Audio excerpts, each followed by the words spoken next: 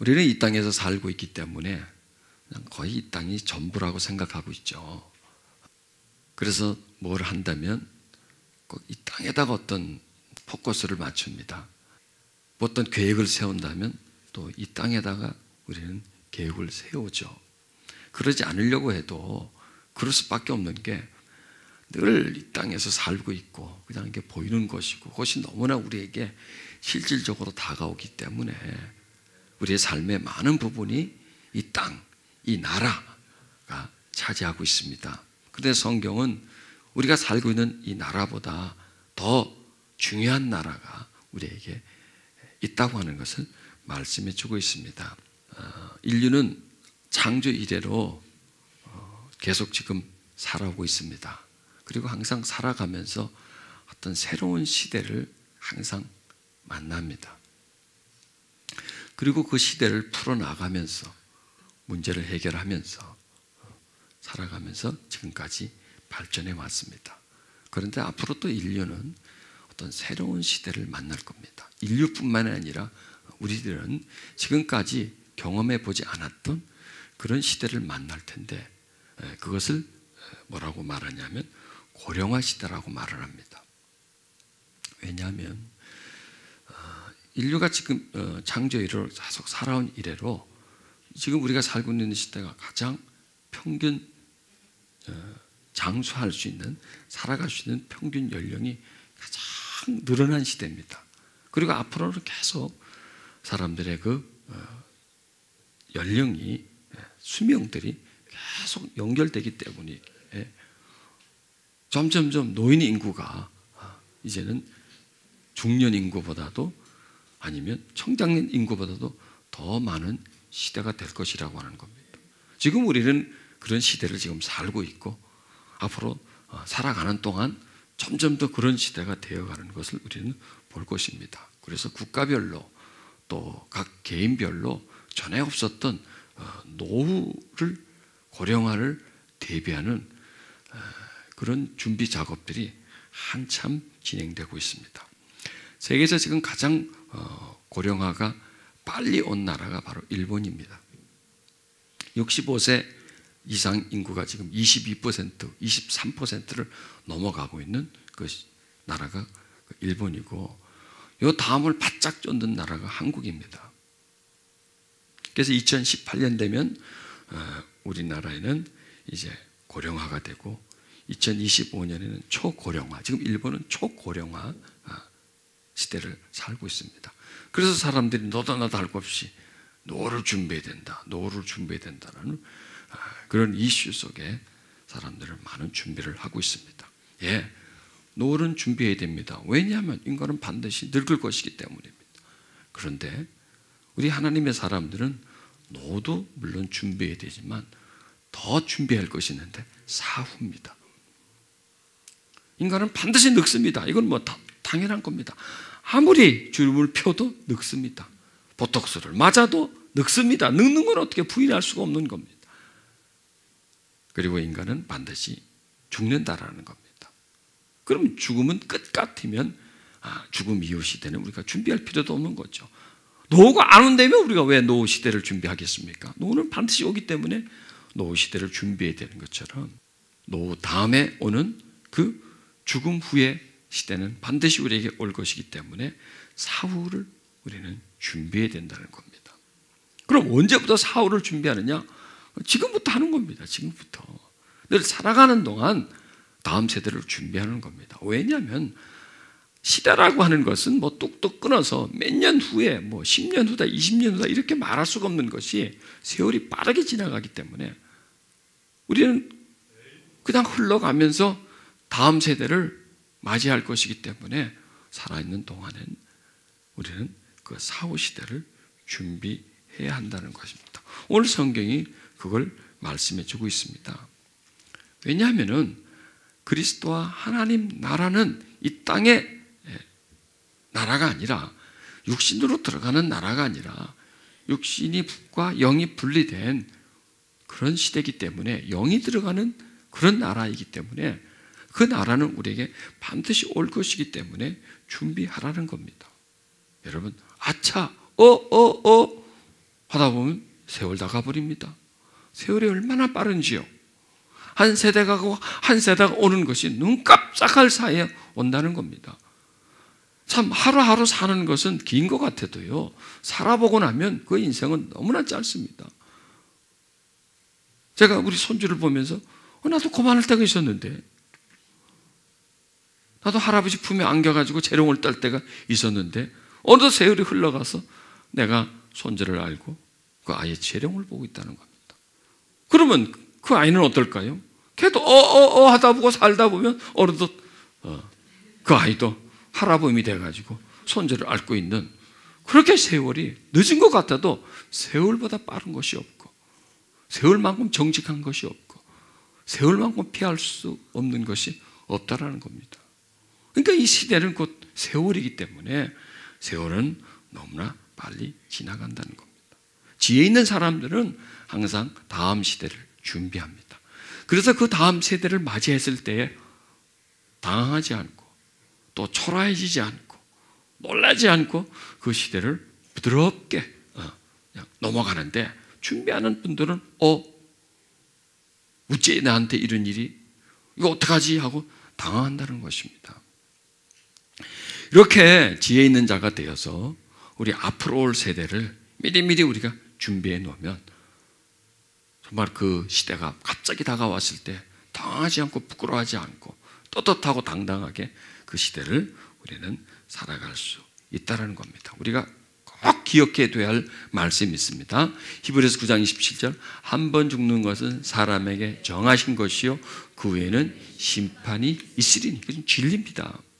반드시 인간은 누구든지 죽습니다. 그런데 죽음이 끝이 아니라는 겁니다. 죽음은 새로운 시작이라는 겁니다. 새로운 시대를 시작하는 하나의 관점이라는 겁니다. 생, 사, 굉장히 먼 것 같습니다. 생은 이 시대고 사는 죽음이고, 그러나 생사는 붙어 있습니다. 연결되는 겁니다. 하나의 관문입니다. 생에서 사로 넘어가는 거지 생에서 사는 끝이 아니라는 겁니다. 그리고 넘어갈 뿐만 아니라 거기에는 새로운 시대가 시작되기 때문에 거기에는 어떠한 관문이 있다는 겁니다. 그래서 그 후에는 반드시 있는데 그게 바로 심판이라는 겁니다. 그럼 심판은 무엇이냐 이거죠. 살아온 삶입니다. 그분이 태어나서 쭉 살아온 삶에 어떠한 삶을 살았는가, 이 삶에 대한 심판이라는 겁니다. 그럼 이 심판주는 누구냐? 하나님이라는 겁니다. 그래서 우리는 모두 그리스도의 심판대 앞에 나타나서 심판을 받아야 합니다. 이거는 안 믿는 사람도 믿는 사람도 심판대에 가야 된다는 겁니다. 믿는 사람은 어떤 심판대를 가느냐? 어떤 상급 심판대를 가지만, 믿지 않는 사람들은 그냥 그거는 심판대 가고 말 것도 하루도 없는 것이죠. 그러니까 우리는 모두 그리스도의 심판대 앞에 나타나서 심판을 받아야 합니다. 각 사람은 육체에 머물러 있는 동안 자기가 행한 일에 따라 선한 일을 한 사람은 상을 받고 악한 일을 한 사람은 복에 갖게 될 것이라는 겁니다. 지금 이 말씀은 우리로 하여금 살아있는 동안에, 내가 살아가는 동안 뭘 먹을까, 뭘 입을까, 성공할까, 어떻게 하면 잘 살까, 이런 것에 너무 집착하지 말고, 물론 그런 부분도 있어야 되겠지만 중요한 것은 심판을 받을 그날을 기억하면서 하루하루를 살아가라는 겁니다. 하루하루 다른 사람에게 또 어떤 일을 해나가면서 우리 복음 살라고 하는 겁니다. 왜냐하면 이 모든 일들이 상과 벌의 어떤 중심이 되기 때문이라는 겁니다. 하루하루를 좀 신경 써서 좀 조심스럽게, 또 하루하루라는 것은 순간순간이죠. 순간순간은 뭐냐면 어떤 상황에서 정말 좀 더 조심스럽게 살아가라는 거죠. 항상 우리 앞에는 선과 악이 있습니다. 항상 있어요. 그래서 선과 악이. 항상 어떤 자극이 선과 악의 어떤 반응을 만들어낸다는 겁니다. 그러니까 우리가 본능적으로 하면 대부분 악쪽으로 갑니다. 죄 쪽으로 갑니다. 누가 나를 화나게 했습니다. 본능으로 화나는 거죠. 누가 나를 힘들게 합니다. 나는 그 사람을 짜증내죠. 본능적으로 한다면 대부분 악쪽으로 가게 된다는 겁니다.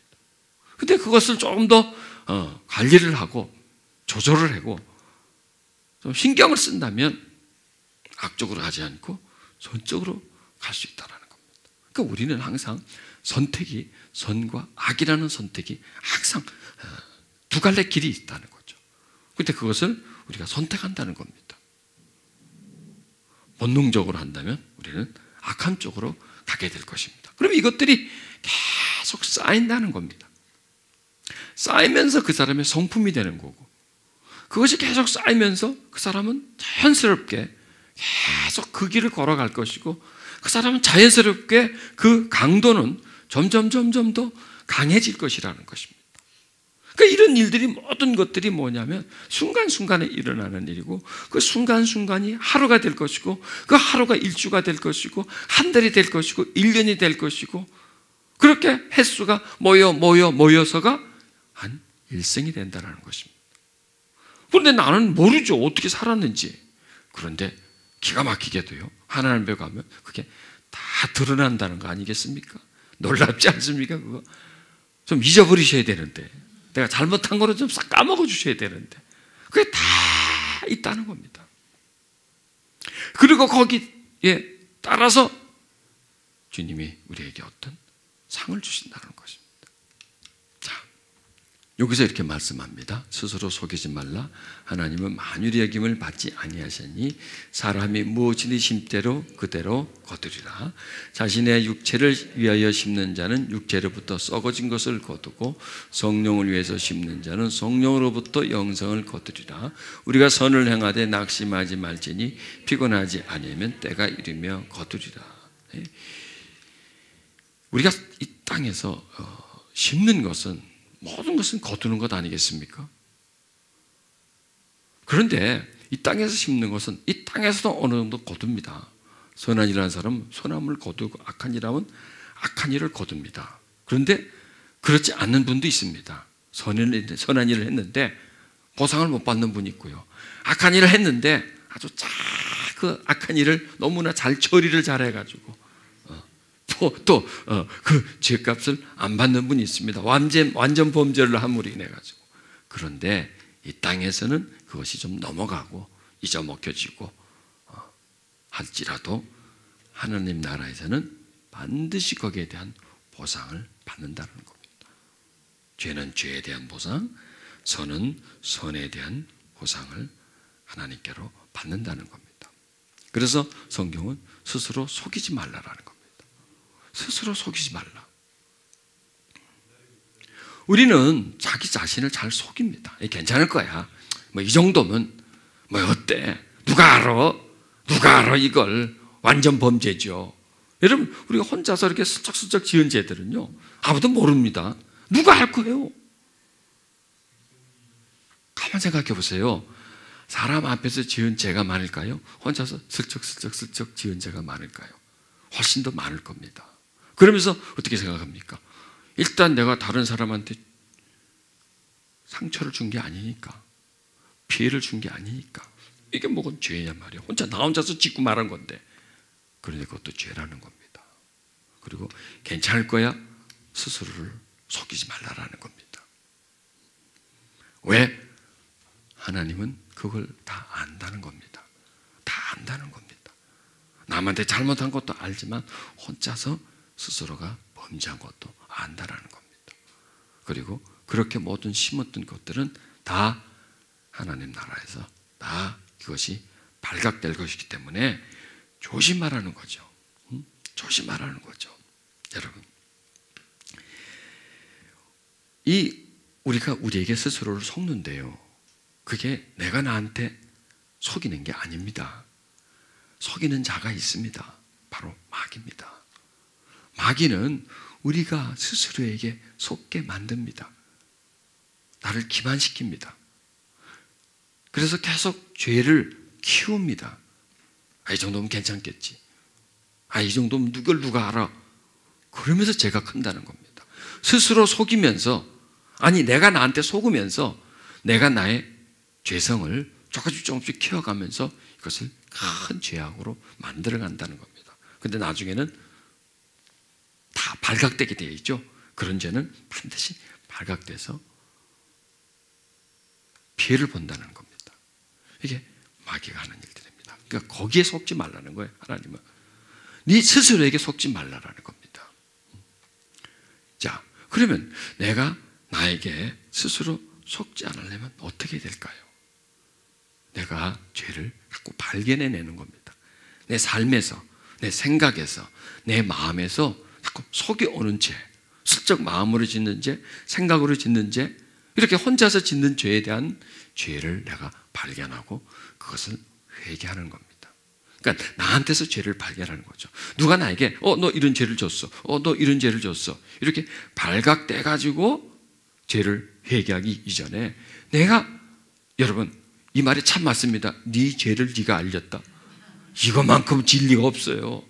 내 죄는 나밖에 몰라요. 여러분의 죄를 내가 아나요? 아니에요. 내 죄를 여러분이 알아요? 몰라요. 물론 하나님이 알죠. 하나님이 알기 전에, 하나님이 알기 전이다. 하나님도 알고 계시지만 나도 안다라는 거예요. 누구보다도 자기의 죄를 자기가 안다라는 겁니다.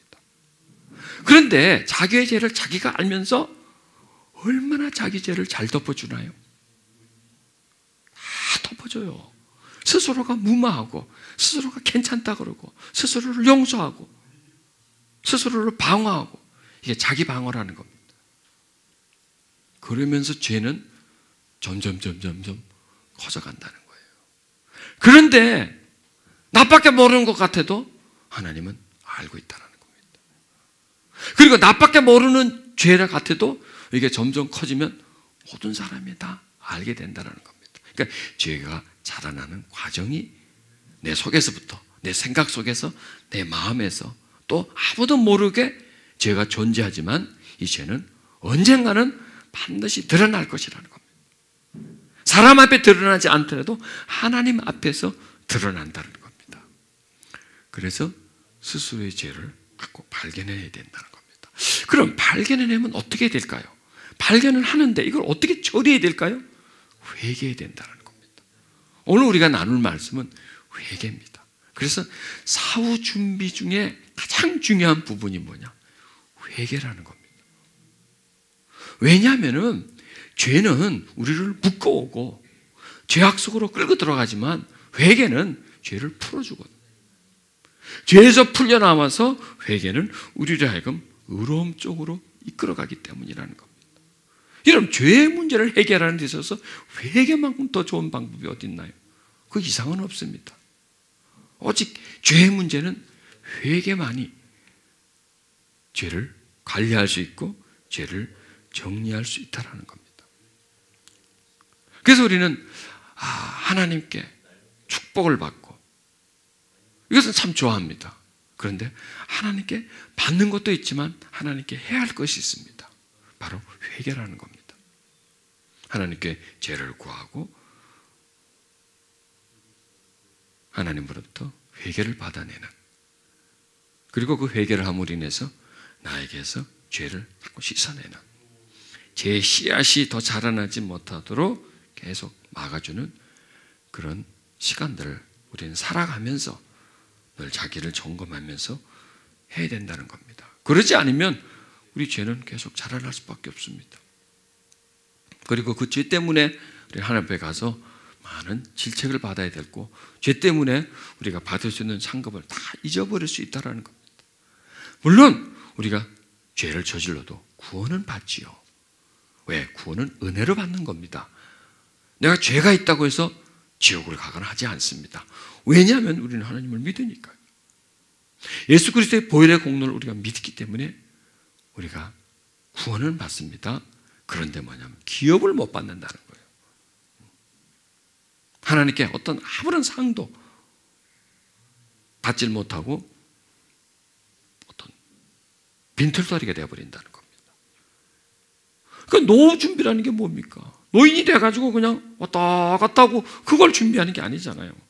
노인이 돼서 지탱할 수 있는 어떤 건강, 그때 할 수 있는 어떤 일, 그때 사용할 수 없던 물질 이런 걸 미리 준비해서 그때 내가 사용하는 거잖아. 우리가 사후 시대라 사후를 준비하는 것은 하나님 나라에 가서 받을 상급, 받을 칭찬, 누릴 거기서 영광 이런 것들을 이 땅에서 다 준비해서 거기 가서 받는 거지 거기 가서 받는 게 아니거든요. 거기 가서 뭔가를 해가지고 노후 시대를 준비하는데 노인이 돼서 노후 시대를 준비하겠습니까? 다른 거 빠져가지고 뭘 준비하겠습니까? 할 일이 있어야죠. 뭘 준비하는 게 있어? 아무 빈털터리인데.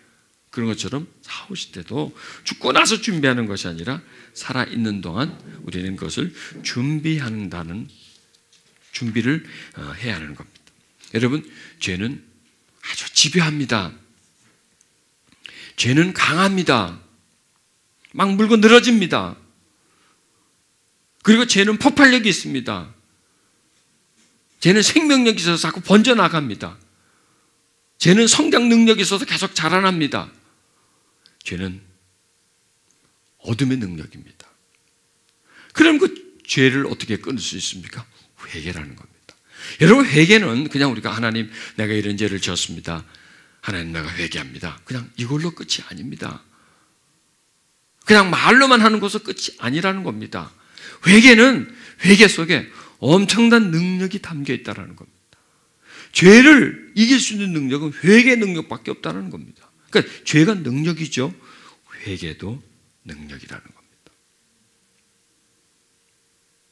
죄는 마귀의 능력입니다. 회개는 하나님의 능력입니다. 어떻게 보면 죄는 매우 드라마틱해요. 굉장히 실질적인 게예요. 죄는 현실적인 거예요. 회개는 보면 좀 공허해요. 그다음 회개는 뭐냐? 하나님 내가 이런 죄를 지었습니다. 하나님 내가 고백합니다. 너무나 공허하잖아요. 죄란 거, 죄는 아주 칼라예요. 아주 굉장히 입체적이에요. 그런데 회개는 칼라틱하지도 않고 입체적이지도 않고 하나님 내가 이런 죄를 지었습니다. 회개합니다. 너무나 단순해요. 죄는 아주 복잡하고 미묘한데 그런데 어떻게 그런 죄가 내가 회개함으로 인해서 그 죄가 없어지고 죄성이 사라지느냐? 그러니 하나님의 능력이죠.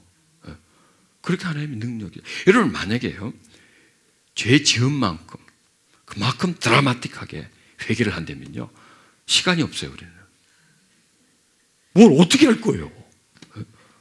죄 지은 만큼 내가 그 죄값을 지불하면서 회개를 해야 된다면 울고 불고 해야 되고 막 땅을 치고 막 손바닥이 다 문드러질 겁니다.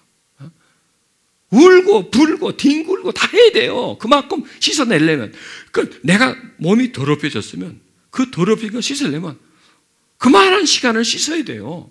그만한 정성을 들여야 돼요. 몸에 병이 들었어요. 그 병을 낫게 하려면요 많은 시간을 들여야 되고 많은 돈을 투자를 해야 되고 많은 고통을 겪어야 돼요. 그렇게 한다면 우리는 죄를 씻어내지를 못한다는 거예요. 죄성을 우리 속에서 빼내지를 못한다는 거예요. 그러니까 하나님은 우리가 죄를 지으면 아주 간단하게 처리할 수 있는 방법을 주셨어요. 회개한다는 겁니다. 죄를 깨닫고 자각하고 이 죄를 지은 게 바로 나고 내가 잘못했고 하나님 회개합니다. 이렇게 정말 진심으로 한다면 그 죄가 그 회개함으로 인해서 사라져버린다는 거예요. 사라져버린다는 거예요. 죄가. 자, 너를 책망할 것이 있나니 너는 처음 사랑을 버렸느니라. 그러므로 어디서 떨어진 것을 생각하고 회개하고 처음 행위를 가져라. 만일 그러지 않으면 회개치 않으면 내가 내게 임하여 내 촛대를 그 자리에서 움직이겠다고 말씀합니다. 자, 그러므로 형제들아 우리가 빚진 자로 돼 육신에게 져서 육신대로 살 것이 아니라 너희가 육신대로 살면 반드시 죽을 것이로되 영으로서 몸의 행실을 죽이면 살리니 무릇 하나님의 영으로서 인도함을 받는 그들이 곧 하나님의 아들이라. 영으로서 몸의 행실을 죽인다는 겁니다. 영으로서 몸의 행실은 막 드러나는 거예요. 근데 영은 아무 드러나지가 않아요. 아주 조용히 움직여요. 육신은 뭐 소리를 내서 움직이고 뭔가 이렇게 막 움직임이 보여지지만 영은 소리 소문 없이 아주 조용히 어떤 일을 행한다는 겁니다. 그럼 영으로서 몸의 행실입니다. 죄죠. 근데 영으로도 어떻게 몸의 행실을 죽일 수 있어요? 영과 몸은 전혀 다른 차원인데, 몸은 움직이는 거고 영은 안에서 잠잠한 건데, 어떻게 그 잠잠함이 움직이고 활동적인 몸의 행실을 조절할 수 있느냐 이거예요. 그게 가능하다는 거예요. 왜냐하면 영은 하나님의 움직임이거든요. 몸의 행실은 마귀의 움직임이라는 거예요. 마귀의 어떤 충동에 의해서 어떤 죄를 지르는 거죠. 그런데 그 행실을 영이 조절할 수 있다는 겁니다. 그런데 뭔가를 해야 돼요. 회개를 해야 된다는 거예요. 여러분, 회개가 어떤 행위입니까? 행위는 행위인데 죄는 육신의 행위죠. 회개는 영의 행위라는 거예요. 그냥 아무것도 하지 않고 기도하잖아요. 기도가 영의 행위라는 거예요. 그래서 이 영의 행위가, 이게 바로 영으로서, 영의 행위로서 이 몸의 행실을 절제하고 조절하고 다스릴 수 있는 능력이 이 속에 있다라는 겁니다. 이 몸의 행실을 그대로 두지 말고 그것을 영으로서 몸의 행실을 죽이라는 거예요. 죽이라는 거예요. 자, 사도행전 3장 19절에 그러나 너희가 회개하고 돌이켜 너희 죄 없이 함을 받으라. 이같이 하면 유쾌하게 다는 날이 주 앞에서부터 이를 것이요. 자, 회개하고 돌이켜 죄 없이 함을 받으라는 겁니다. 자꾸 씻어내라는 겁니다. 내가 죄를 졌습니다. 회개하는 겁니다. 그리고 죄를 자꾸 씻어내는 겁니다. 여러분, 죄는 왜 배 밑창을 보면 우리는 보이지 않지만 배를 이렇게 이제 조선소에서 들고 보면 배 밑에요. 많은 조개들이, 따개비 같은 것들이 막 더덕더덕 붙어 있어요. 그 배 밑창에 배가 정박해 있다든지 뭐 이렇게 하면 가서 달라붙어요. 이런 것들이 이제 배를 부식시키고 그 다음에 속도를 떨어뜨려요. 한 번씩 그걸 배를 들여다 놓고 사람들이나 또 기계로서 그걸 다 까내요. 까내고 다시 한번 페인트칠을 싹 하면 깨끗해지고 속력도 잘 나죠. 회개가 바로 그런 거예요. 회개하고 돌이켜 죄 없이 함을 받으라는 거예요. 회개는 죄를 없애주는 능력이에요. 회개는 우리를 씻어주는 능력이에요. 우리 더럽혀져요. 손을 씻잖아요. 더럽히면 몸을 씻잖아요. 자꾸 씻어낸다는 겁니다. 여러분, 우리가 지금 왜 어떻게 이렇게 앉아서 지금 깨끗한 얼굴로서 이렇게 우리가 서로를 보고 있나요? 자주 씻으니까. 자주 씻으니까. 만지면 병균이 묻죠.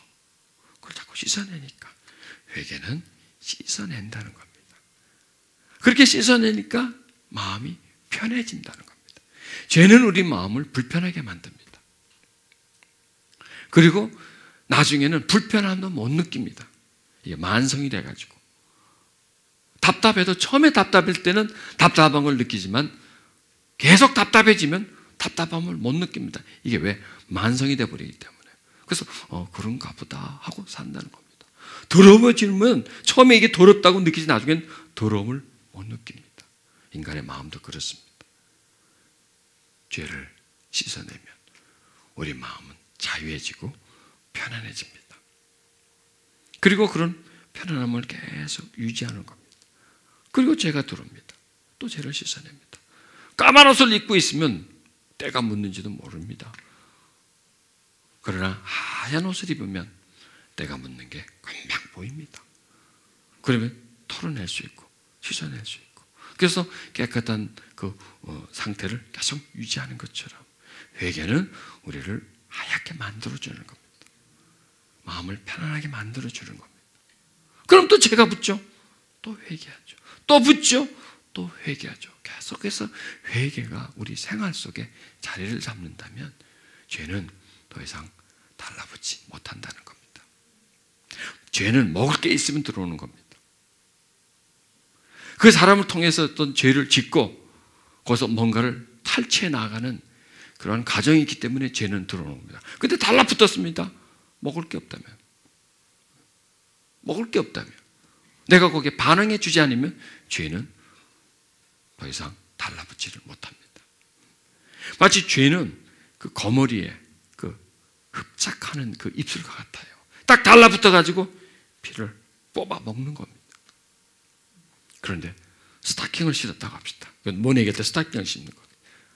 그럼 죄는 빨아들이려고 해서 달라붙으려고 하지만 달라붙어지질 않아요. 아무리 빨아내려고 해도 빨리지가 않아요.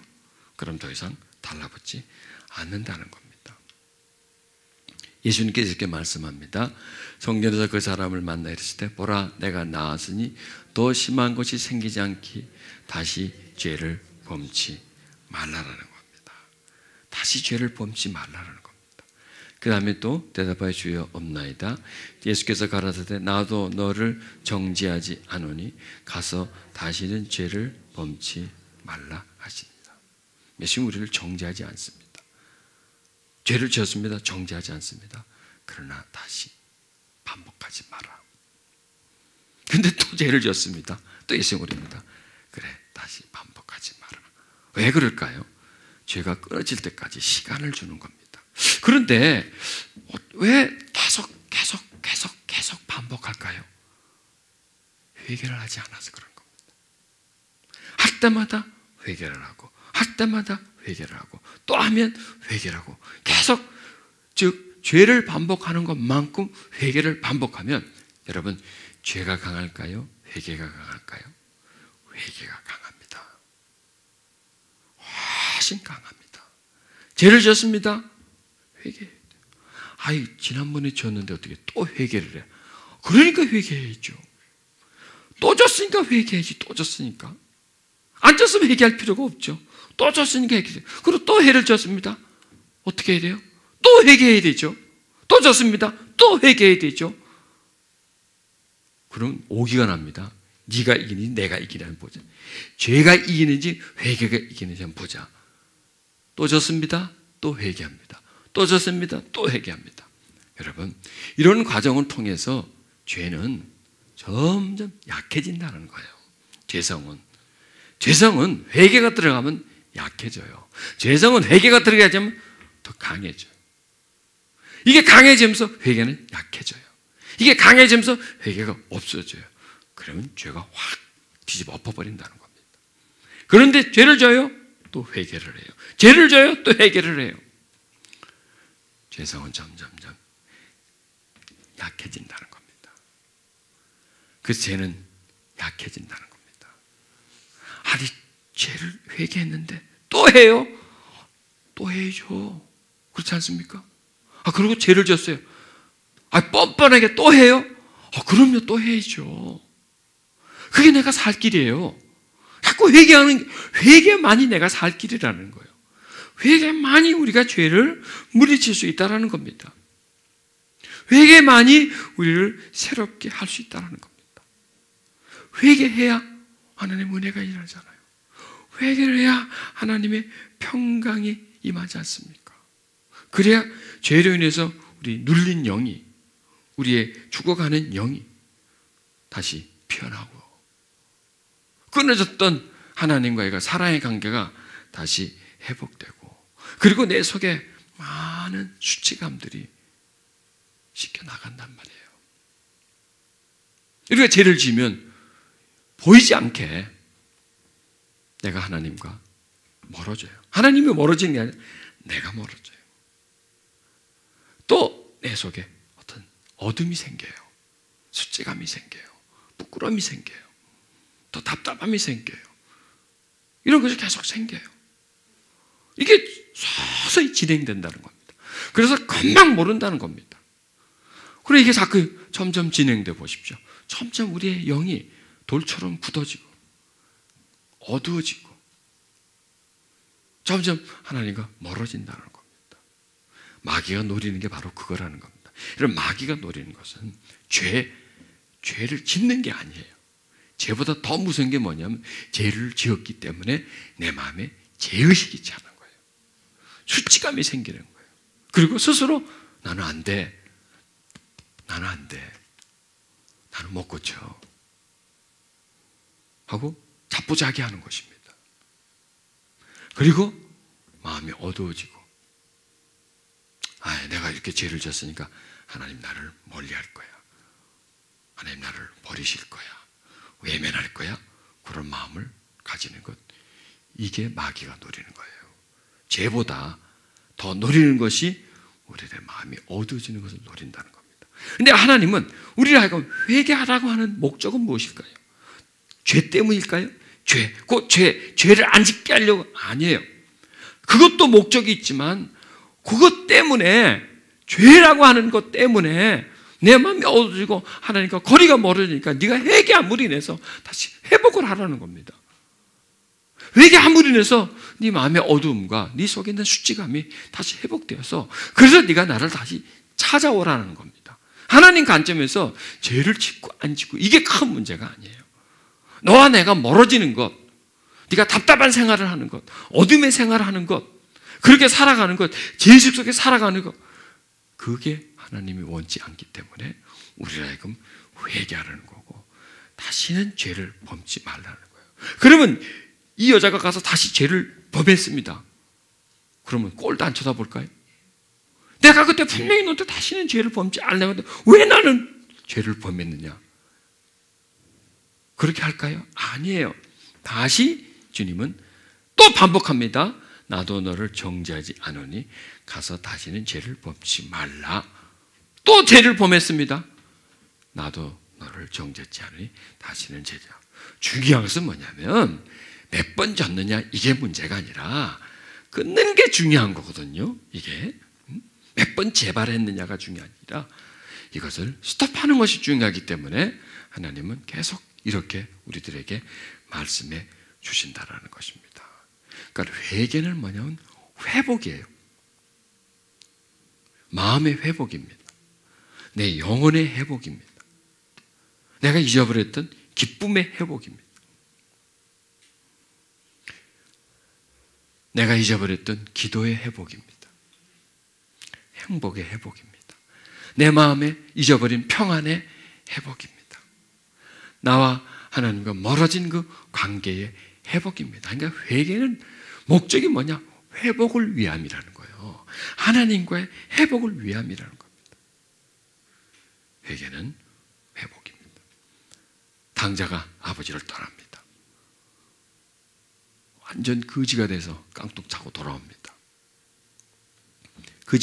그 아들은 오면서 아버지여, 내가 하늘과 아버지께 죄를 얻었사오니 지금부터는 아버지의 아들이라 일컬음을 감당치 못하겠습니다. 이게 회개하는 겁니다. 지금 당자가. 그렇게 회개하자 아버지는 뭐라고 하냐면 종들에게 이르러 제일 좋은 옷을 내어다 입히고 손에 가락지를 끼우고 발에 신을 신기라. 살찐 송아지를 끌어다 잡으라. 우리가 먹고 즐기자. 내 아들이 죽었다가 다시 살아났고 내가 잊었다가 다시 얻었노라. 그 죄는 우리 영을 죽어가게 만드는 겁니다. 그런데 회개는 그 영을 다시 살아나게 만드는 겁니다. 죄는 하나님에게 내가 잊어버린 바가 됩니다. 죄는 내가 하나님을 떠나가 버린 바가 됩니다.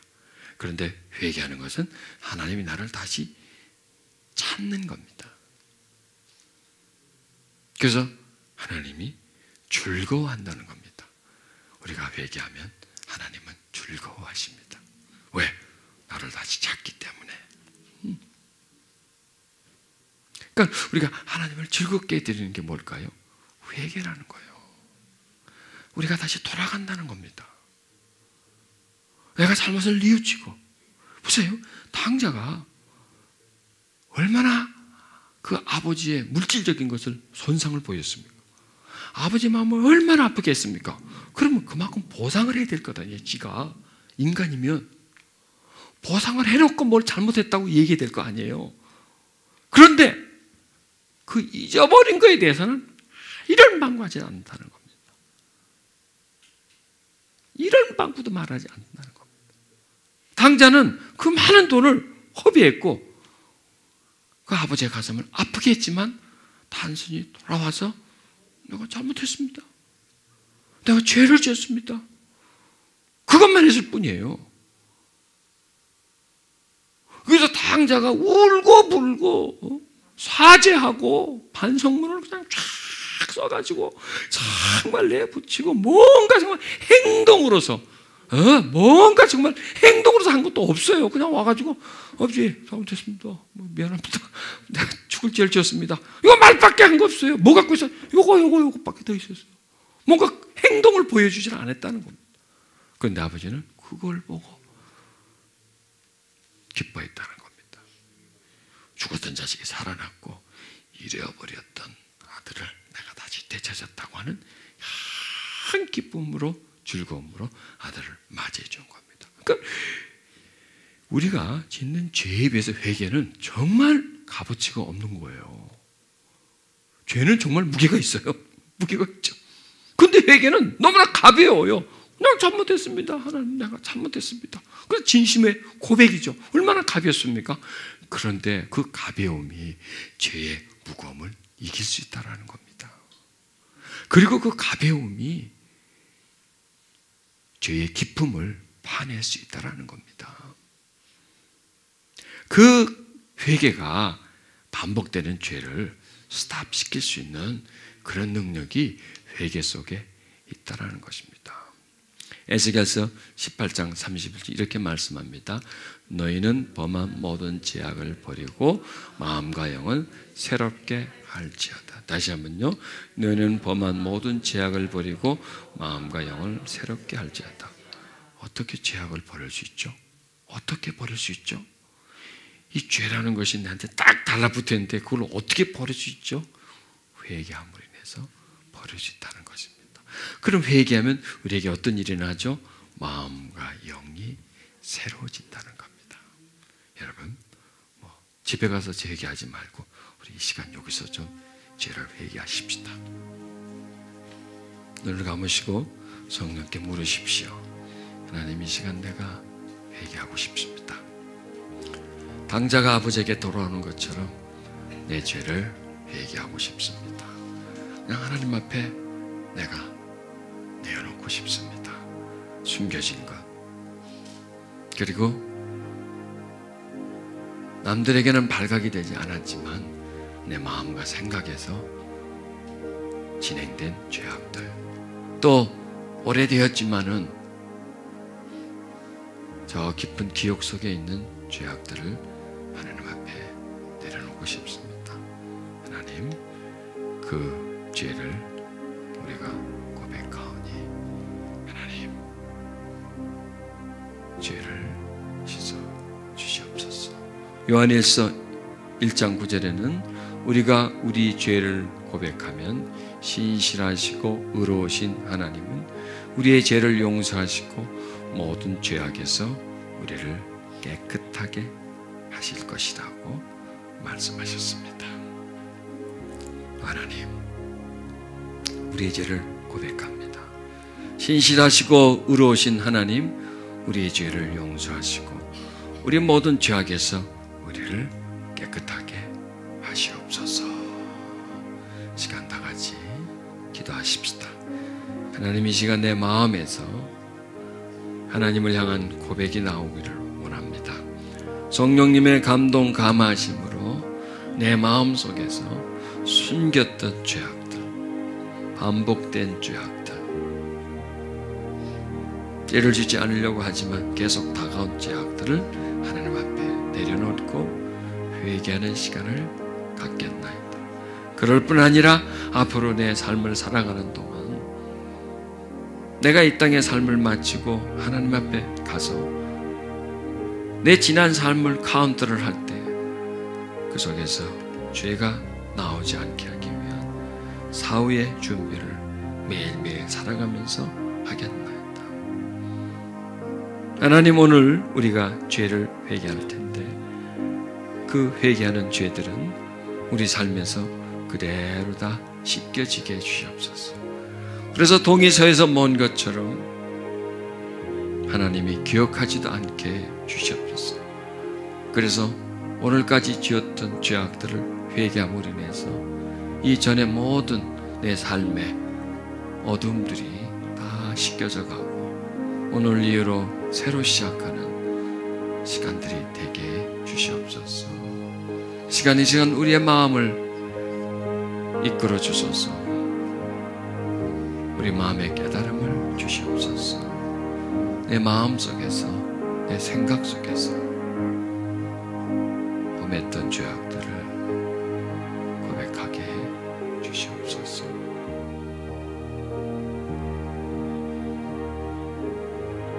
성령님, 우리 마음에 감동 가만을 주시고 회개할 수 있는 마음을 주시옵소서. 너의 죄 흉악하나 눈과 같이 있겠네.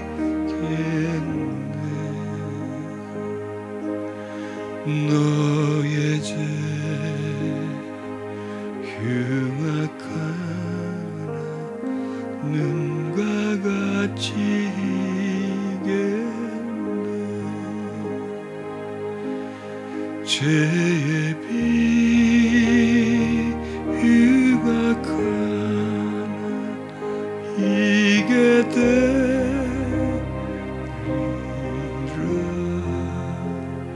주홍빛 같은 내 죄 주홍빛 같은 내 죄 눈과 같이 이겠네. 눈과 같이 이겠네. 악한 죄 벗으라고 주님 너를 부르네.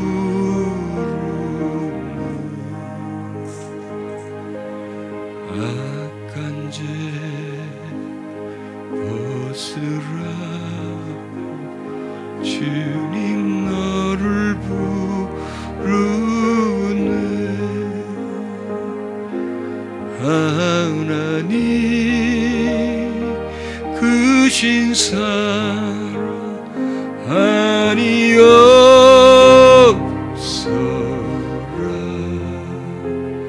악한 죄 벗으라고 악한 죄 벗으라고 주님 너를 부르네. 주님 너를 부르네. 너의 죄 사해 주사 기억 아니하시네.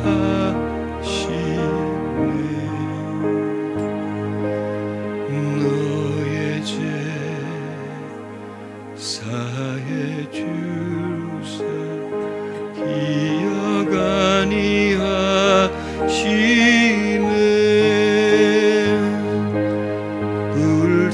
불쌍한 사람들아 오라 하시네. 너의 죄 사해 주사 너의 죄 사해 주사 기억 아니하시네. 기억 아니하시네. 너의 죄 사해 주사 너의 죄 사해 주사 기억 아니하시네. 기억 아니하시네.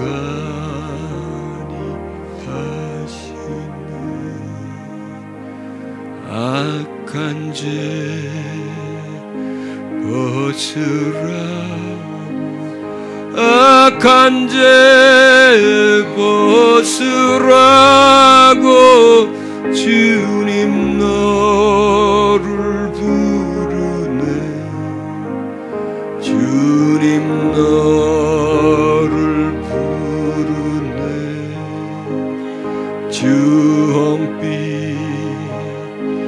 같은 내제 주홍빛 같은 내제 눈과 같이 이겠네 눈과 같이 이겠네 악한 죄 벗으라 악한 죄 벗으라고 주님 너를 부르네 주님 너를 부르네 주홍빛 같은 내제 주홍빛 같은 내제 눈과 같이 이겠네 우리가 입술로 범죄한 것을 회개하십시다. 하나님 내 입술이 범죄 도구가 되었나이다. 부정적인 말 비판의 말, 비난의 말, 남의 허물을 들춰내는 말, 입술의 습관이 내 혀가 죄를 지었음을 회개합니다. 주여, 입이 죄를 담지 말게 해주시고 죄를 쏟아내지 말게 해주시옵소서. 불평, 불만, 원망의 말 하지 않게 해주소서. 남을 비난하고 정죄하는 말 하지 않게 주시옵소서. 주여, 내 마음과 생각이 염려함으로, 불안해함으로, 두려워함으로 죄를 짓나이다. 내 마음이 죄의 생산 공장이 됩니다. 내 생각이 제품처럼 죄를 만들어냅니다. 악의 씨가 내 마음에 뿌려지고 내 생각에서 길러지고 내 입술로 나오나이다. 내 마음에 정결하지 못함을 회개합니다. 내 마음에 돌이 많음을, 가시가 많음을 회개합니다. 내 마음이 부정적임을, 불평 불만에 쉽게 움직임을, 요동함을 회개합니다. 남이 나에게 잘해준 것을 생각하기보다는 잘못해준 것을 먼저 생각하면서 정죄하기도 하고 미워하기도 하는 내 마음과 생각을 회개합니다.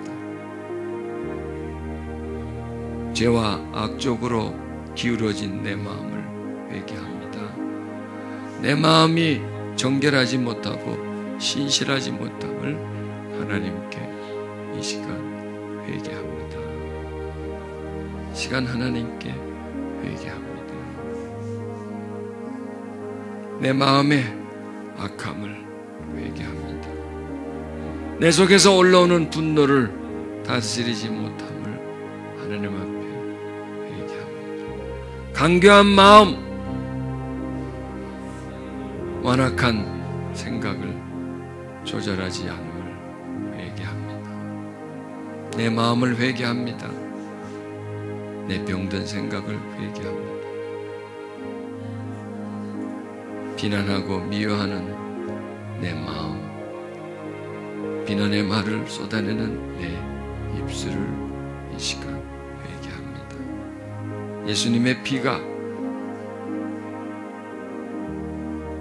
내 영과 혼과 육에 임하소 깨끗해지게 해주시고 주여 훗날 하나님 앞에 갔었을 때 칭찬받게 해주소서. 기업을 얻게 하소서. 순간순간 죄와 선의 선택에서 죄를 버리게 해주시고, 또 실수로 죄를 지었을 때 바로바로 회개하게 해주시옵소서. 스스로를 속이지 말게 해주시옵소서. 이게 무슨 죄야? 저 사람이 잘못했잖아, 당연한 거 아니야 하면서 스스로를 속이지 말게 해주시고, 스스로를 정당하게 지키지 말게 해주시옵소서. 상대방이 잘못해도 죄는 죄입니다. 상황이 그렇게 돼도 죄는 죄입니다. 죄에 대한 바른 판단을 내릴 수 있는 마음을 주시옵소서. 스스로를 속이지 않게 해주시옵소서. 스스로를 과잉보호하지 말게 해주시옵소서.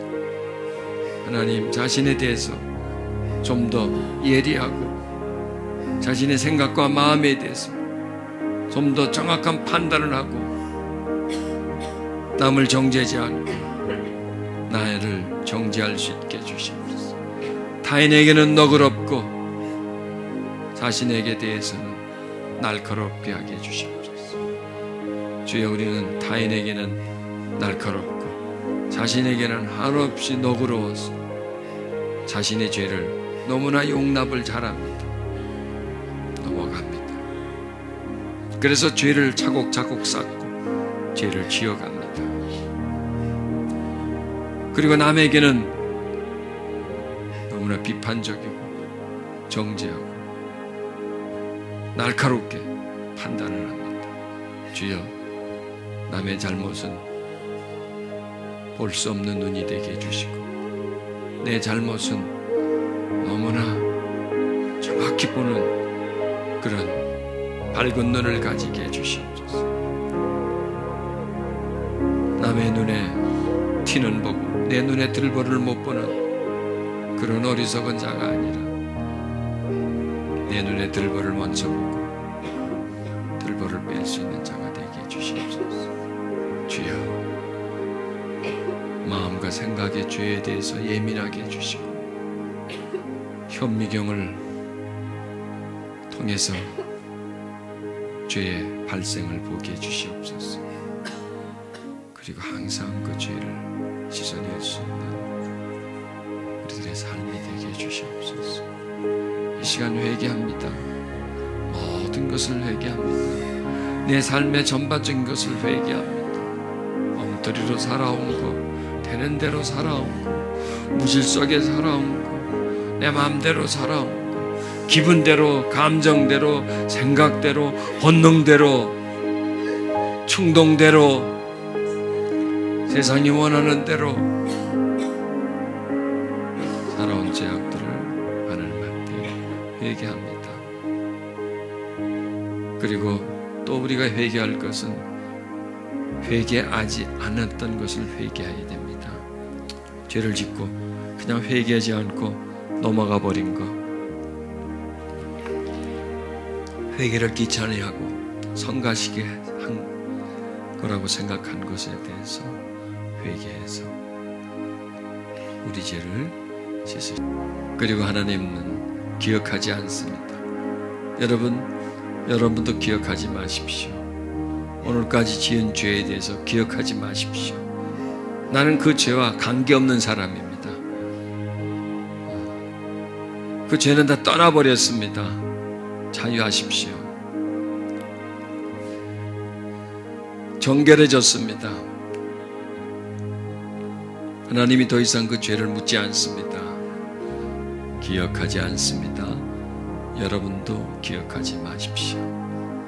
또 여러분에게 잘못한 사람이 있습니까? 그것도 기억하지 마십시오. 하나님은 우리 죄를 기억하지 아니하십니다. 그 다음에 또 우리에게 말씀합니다. 너도 너에게 잘못된 사람의 죄를 기억하지 말라라는 겁니다. 우리 서로 기억하지 말자라는 겁니다. 나도 너의 죄를 기억하지 않을 테니까 너도 너에게 잘못한 사람의 죄를 기억하지 말라라는 겁니다. 그래서 우리는 서로 면죄부를 주자는 겁니다. 나는 너에게 면죄부를 줄 테니 너도 그 사람에게 면죄부를 주어라. 그래야 나도 너에게 자유하고 너도 나에게 자유하고 너도 그 사람에게 자유하고 그 사람도 너에게 자유하단다. 그래야 우리가 행복해질 수 있다는 그런 말씀이십니다. 주여 감사합니다. 우리의 죄를 씻어주시고 우리를 자유케 해주심을 감사합니다. 나에게 면죄부를 주시고 나 또한 그 사람에게 면죄부를 주게 해주심을 감사합니다.